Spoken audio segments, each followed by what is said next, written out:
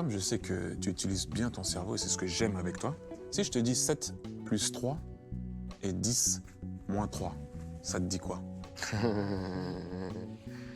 Moi, de l'extérieur, et j'ai joué devant, comme tu le sais, quand vous attaquez, c'est un 7 plus 3. Et des fois, quand vous défendez, ça se tourne en 10 moins 3. Je prends l'exemple de City, je pense pas qu'on n'avait pas la volonté de se replacer. Après, on était dans une configuration où on était acculés. On était dans notre camp et on a joué les coups à 3 parce qu'on n'avait pas la maîtrise. Et à partir du moment où tu joues des coups à 3, on avait 70 mètres pour faire des contre-attaques.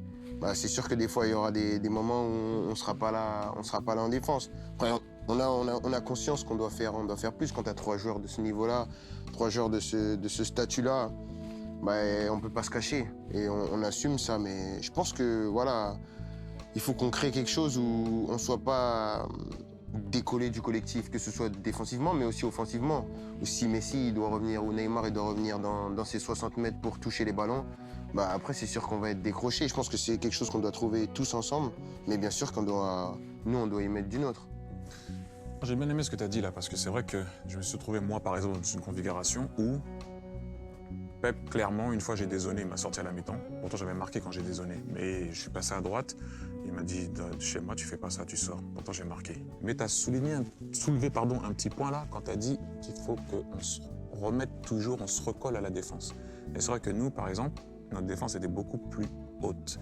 Elle était plus derrière nous. Donc ça, c'est un truc quand même qui est aussi important. Maintenant, je vais parler de ton jeu. J'étais fan, je suis toujours fan, attention, mais fan Mbappé Monaco. Fin, je vais tout casser direct jusqu'à la Coupe du Monde 2018. C'est-à-dire, vous avez fait mal. Coupe du Monde 2018. National League aussi.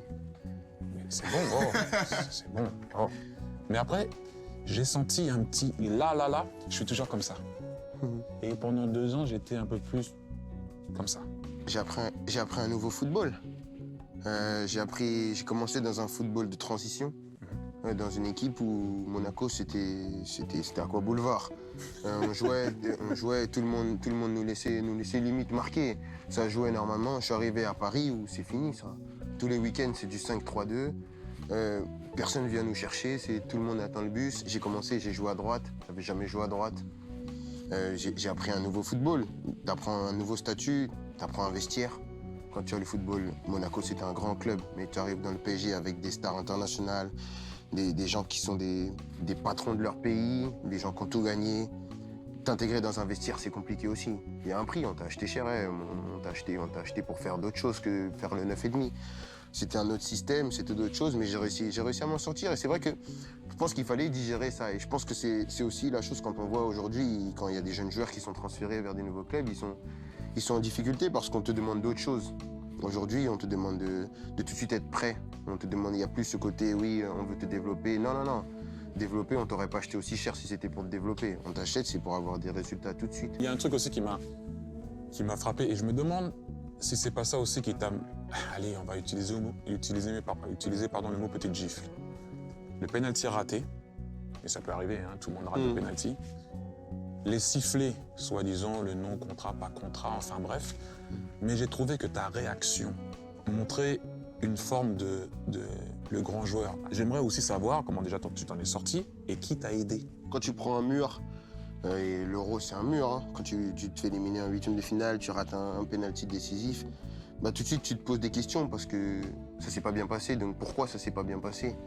Et après, j'ai eu mes parents, j'ai discuté beaucoup avec ma mère, avec mon père. Ils m'ont dit en sachant ce qui allait se passer, parce que je savais que voilà, je voulais partir, de vraiment me recentrer sur le terrain.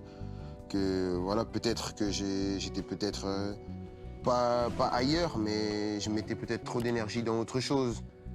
Et que ce qui avait fait ma force, c'était le terrain, et que la meilleure réponse que je pouvais donner, c'était être sur le terrain.